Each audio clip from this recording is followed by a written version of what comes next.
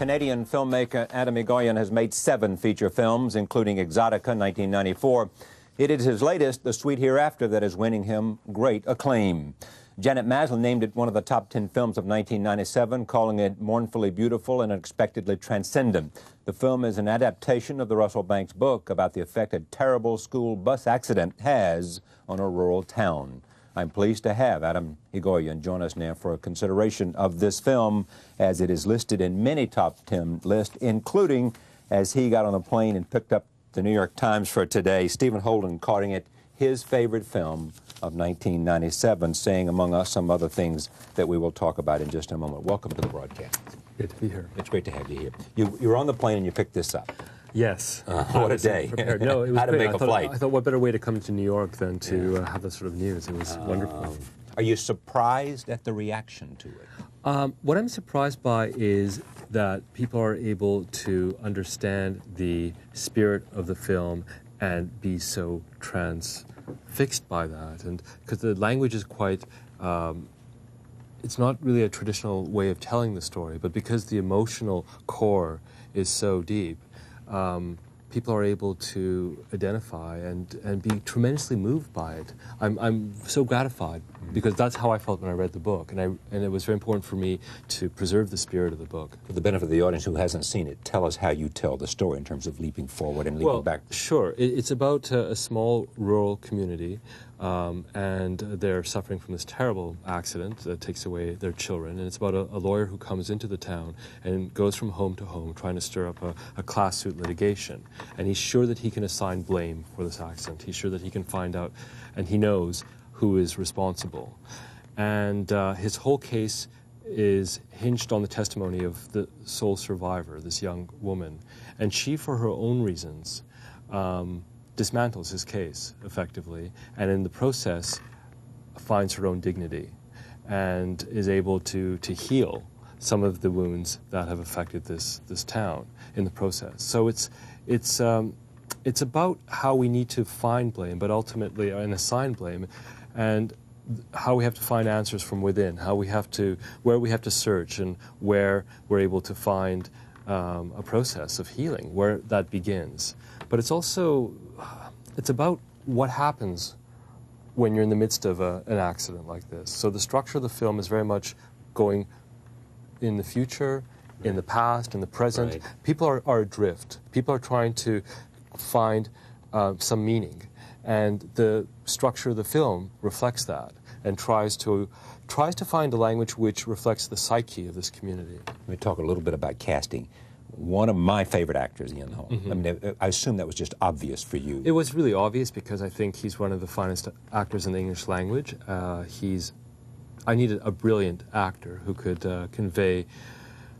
He's an ambulance chaser, but he's more than that. He does believe in what he says. And he has personal reasons to invest in it. He has personal reasons because of the failure of his own relationship with his daughter, the sense that his daughter, who's a drug addict, who communicates, by calling him periodically on the phone and asking for more money, he's tortured by this. And the only way that he could somehow give himself a sense of healing is by going into these homes and explaining to these bereaved parents why they've lost their children and what he can do to make sure it never happens again. But of course, at the back of his mind is, why has this happened to him? Why does he have to suffer what he's suffering? And it's a story of human suffering, but also about people being able to transcend that and find a route outside of this. And it's full of contradictions, and that's what I look for in a story. That's what I was going to say. As you describe this, there are many people who would step forward to say, these are the themes and the ideas that attract you the most. Right. Yes. These are... I'm fascinated by the process of loss. What do you do when you lose something that you need emotionally? How do you reconstruct that? What rituals, what obsessions begin to take over the mind that is in need of something that it doesn't have access to? And that's something that's permeated a lot of my work. And I think cinema is a great way of dealing with these themes, since it's so much about that. The moment you take an image, you're acknowledging that that moment has passed. And so much of film is dealing with nostalgia and the idea of sentiment. And so to me, there is a correlation between the themes I'm fascinated by, but also the medium I've chosen to reveal and explore those themes. Okay, this is our first tape. This is Ian Holm, the lawyer who's representing some of the families of the children, and he visits the Ottos, Ms. Ottos, played by your wife, and he's there to persuade them to let them represent him. Take a look at this excerpt. I will sue for negligence until they bleed. I want the person to go to jail. The actress Arsene Kanjian, am I That's saying right. that correctly? Great. She should get a reward for that. That's great. You've been married, what, 4 or 5 years? Oh, no. We've been together for 14 years. Children? Yeah. Yes, we have a young son who's just recovering from chickenpox, actually. So he's 4 years old. Where's home? Toronto. Your parents came from Egypt? Yes, I was born in Egypt. Arsene was born in Beirut. We're of Armenian descent, and we met in Toronto 14 years ago. I came when I was very young. I was 3 years old when my family moved to Canada, and she was 17. This was shot in British Columbia? This was shot in British Columbia and Ontario. All the exterior shots are shot in the Rockies, and all the studio stuff was shot in Toronto. How much did you change the novel? Well, the novel is changed in the spirit of the book is preserved, or hopefully preserved. I mean, but what we had to change was that in Canada, I suppose, when an accident like that happens, we're not as litigious a society as the United States is, and so in the book there's a flock of lawyers that descends on this town, and there's a competition between them, and there's a whole community that inhabits this town, which I decided to pare down, and so Mitchell is the only lawyer that what we find. But to me, what's beautiful about the book is that it has the quality of a fable, and to preserve that, I introduced another fable, Robert Browning's The Pied Piper of Hamelin, and that's not in the book, but I think by weaving that in, I'm able to better underline some of the feelings I had. Russell we had a conversation about this the other day, and he said it's interesting because it's almost too literary a device to put into the novel, but it works, I think, very well in the film. And it was a risk, but I think it works. What happens is that the young survivor is a babysitter for a number of the children in the community, and we have a scene where she is reading The Pied Piper, and then later on, the poem and the themes of annihilation, of reward, of punishment, they all come back to inform what happens in the story, of course, as Mitchell descends on the town. And so it has a wonderful echo through the story, and it serves as a controlling metaphor for the piece. Is Russell happy?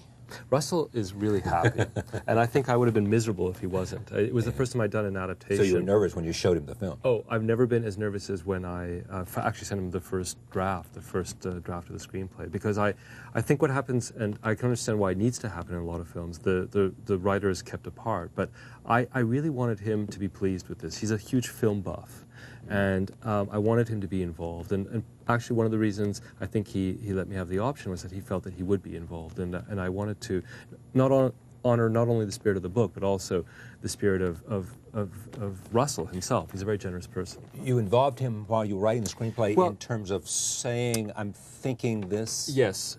For instance, with when The Pied Piper came up, I ran this idea by him, and he wasn't sure at first, but I think when he actually was able to read it, again, we didn't have a contractual, I didn't need to have his approval, but I needed to artistically. I had to feel that he believed that I was respectful of what the book dealt with, because it's a work of great personal. He has invested so much in the book, and I couldn't disregard that, and I needed to have his support, and it's something that I would always seek, I think, if I'm doing an adaptation. The initial power of the book for you was about emotion. Yes. And repression of emotion. Yes. And also the fable quality it had. But also this job, the Ian Holm's job, the type of man who has found a way of dealing with a very dark personal neurosis and obsession through something that society can acknowledge and actually honor. I mean, I think what a lawyer does is create a narrative. A good lawyer is able to tell a better story than the opposing lawyer. So it's all about narrative. It's all about how we come up and with a story that other people want to believe. And what I found most moving about the book is that at a certain point, his narrative is displaced by this young woman who, for her own personal reasons, has to assert something which comes as a surprise to her. She doesn't know when she's giving that deposition that she will... She's creating her own narrative. Yes, I want to say that she's lying, but I'm giving away some of the story. But she, at that point, it dawns on her that by dismantling his case, she's able to empower herself. And that was such a stunning moment in the book that I felt it was a great piece of drama. Take a look at this. This is a second clip in which Stevens runs into Billy Ansell, played by Bruce Greenwood, who's a parent, as I said, who lost 2 children in the crash, and it's against... And doesn't want to believe in it's against the lawsuit that That's right. Stevens is pursuing. Roll tape. Here is that clip. It's important that we initiate proceedings right away. Things get covered up. People lie. Now, let me just go back to Stephen Holden, because we live in a digital world for pluses. There are minuses, as you know, from your admiration for video technology. For audiences who like action, The Sweet Hereafter may be too somber and cerebral. The film, unlike the book, ends too abruptly and leaves questions hanging about one of the key characters that the novel answers. You say? I say he's probably right. There is that question of Dolores. When Nicole gives her story, she basically makes the driver of the bus responsible. And it is a very problematic choice because she's a very sympathetic character in the film. But I did believe that a young girl in that situation who's very absorbed and very concerned with herself would probably not think of what the consequences of that action might be. And we did shoot a scene where we understood that Dolores has moved on. But the thing is, I couldn't. The book ends completely differently. There's a tremendous demolition derby. The town, the community comes and watches cars being crashed in a very sort of ritualized way, and it's a very cathartic moment. But it had no place in this film adaptation. And it was painful because when I read the book, that was the first thing that made me want to do the adaptation was that scene. I thought, well, this cries out to be filmed. But it was also one of the first things I let go, which also made the process of giving the script to Russell all that more worrisome, because one of the ways I convinced him into letting me have the option was talking about that last scene, which didn't make it into the first draft. Yeah. A couple of things. One, we talked about music and loving opera. Where does that come from, and is that something you have evolved into, or has music been with you for a long time? I studied music. My sister is a pianist, and I studied classical guitar. But the idea, I've always been attracted to 20th century opera, Wojciech and Lulu. I mean, I think Alban Berg is really one of my heroes. But I wasn't in love with opera until I actually got into that world, and I realized that there is nothing better than a great dramatic text and great music combined. It's you when it works, you almost have to pinch yourself. Do you want to make a musical? No, probably not. I think it's something that I think there are other people who would do that much better, but right now I'm having a lot of fun with it. Salome was a great experience. It might actually be the best opera for me, because it's really about people watching other people and obsession and about what happens when a gaze is not returned. Yeah. So it ended up being right up my alley, but there's 2 new operas that I'm doing. One is a libretto that I've written myself, and the other one is I'm going to London to work on an adaptation of a Jules Verne short story that's been reconfigured into an opera for the English National. So here you are, from Egypt, Armenian descent, come to British Columbia, began making films. Exotica 1994 attracted some attention. There was a film that you were going to make that didn't make. What was it called? Dead Action or something? Yeah, Dead Sleep. That was a Warner Brothers thriller after Exotica. Yeah. What happened to that? Well, it was the classic story. At a certain point, I realized that there were casting disagreements and that it was just going to go on and on and on. And meanwhile, the clock was ticking on my option on Russell's book, and I had to leave the project. Otherwise, I would have lost the option on Sweet Hereafter, which I promised myself I would not let slip through my fingers. You had to do it. I had to do it. You're going to do a film, Felicia's Journey, which with is Mel Gibson's production company? Yes, which is a William Trevor novel, and he's a great writer, and it's an extraordinary novel, and I'm in the midst of working on that. You again will write the screenplay? Yes, I will. Yeah. Yeah. For everything you direct, you want to write the screenplay? I think a lot of what I do as a director starts with what I do as a writer. I mean, I think that my style is very much based on how I structure the storytelling. So if I'm not involved with that, and that was one of the other problems with Dead Sleep, was that it was a script that I tried to make my own, but it came from somewhere else. And I think that ultimately that was frustrating. So if I can find stories which would be well served by my style, then that's what I'll always gravitate towards. Characterize the style for me. The style is something where time is quite fluid. I think that cinema is about how we structure time. Right. When you shoot a scene, you are recording a moment in time. But I'm of the belief that you can. I have no problem watching linear stories, but I think that you can really get into the psyche of a piece by understanding the character's relationship to time, and then finding a way of using the structure of filmmaking to explore that and to get into their subconscious. The way filmmaking is like dreaming, I find, and the way in our dreams we are able to move back and forth in time effortlessly is something that I feel I want to evolve in the films I'm making. And what's gratifying about Sweet Hereafter, I mean, all my films have used that, but in Exotica, many people were confused and couldn't situate themselves. But with Sweet Hereafter, I mean, people have no problem with time.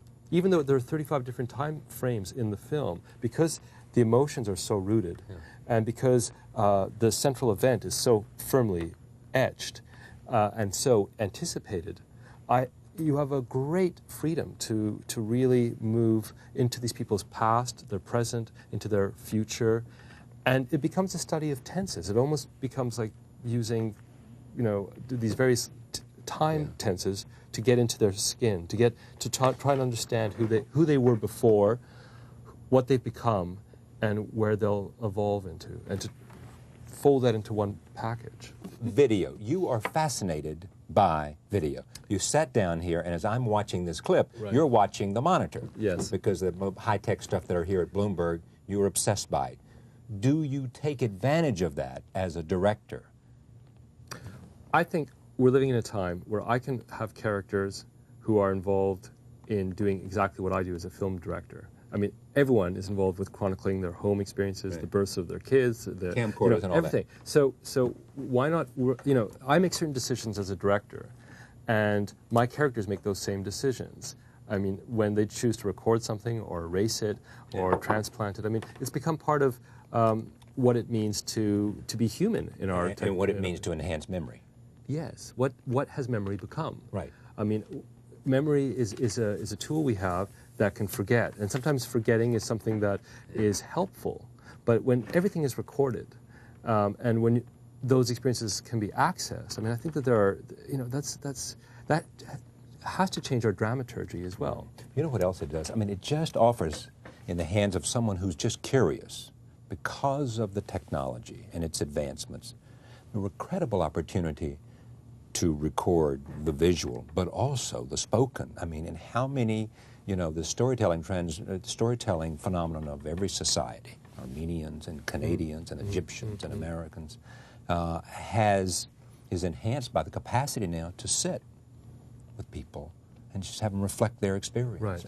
And it offers, I think, ways for parents and for grandparents, to, in a sense, continue to live in their experiences. But there are perversions to that too. Like I know. As soon as I said it, I knew I could see your perversion coming up. But there was I remember reading once in the New York Times about this incredible story of this man who wanted to let his son have a glimpse of what his childhood was like. So he went to his parents, who are now divorced, and had them recreate scenes of when they were together. Yeah, but that's crazy. Well, I think that type of action is not as crazy as one thinks. It's not that crazy. To recreate scenes? To recreate scenes, record them, and then to be able to show them to his son and say that these were his parents. I mean, I think... And that's more powerful than just the memory of the spoken word. We have come to a point where we want proof, we want evidence, we want to see images. That is our currency, and it is something that we are very... offhand about. I mean, the spoken word. I mean, and this is what's one of the interesting things about making this film is that you have a character like Ian Holm, And what he's trying to do is to use the spoken word to seduce these people and to be the Pied Piper and the quality of his voice and the resonance of voice. him and all that. But ultimately, I'm also aware as a filmmaker that my greatest tool is image and how I frame and how I seduce through image, and that this community in this town is only able to absorb what it is they can imagine in terms of image, You and I may disagree over the power of narrative. I mean, not power of narrative in terms of storytelling, but the power of the voice within the visual experience. Right. I tend to believe it's stronger than maybe most. You don't even like narrative in your stories, do you? I mean, voiceover. I found out how much I disliked it by something I did with my first draft. I had a ton of narrative, voiceover. The whole story was told through voiceover. We shot it that way. But when we were editing it, I just found it gave away too much.